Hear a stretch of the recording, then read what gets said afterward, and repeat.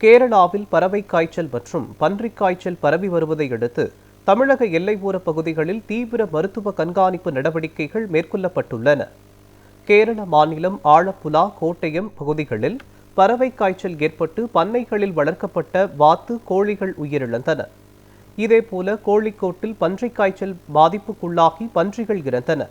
இதையடுத்து பறவை காய்ச்சலும் பன்றிக் காய்ச்சலும் தமிழகத்தில் பரவாமல் தடுக்க கேரளாவை ஒட்டிய எல்லைப் பகுதிகளில் மருத்துவ கண்காணிப்பும் மருத்துவ சோதனைகளும் தீவிரப்படுத்தப்பட்டுள்ளன.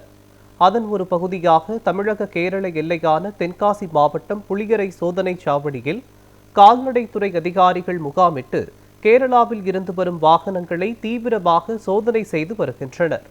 அதேபோல் கோவை, நீலகிரி, தேனி மற்றும் கன்னியாகுமரி மாவட்ட எல்லைகளிலும் கேரளாவிலிருந்து தமிழகத்திற்குள் நுழையும் வாகனங்களை தமிழக அதிகாரிகள் கண்காணித்து வருகின்றனர்.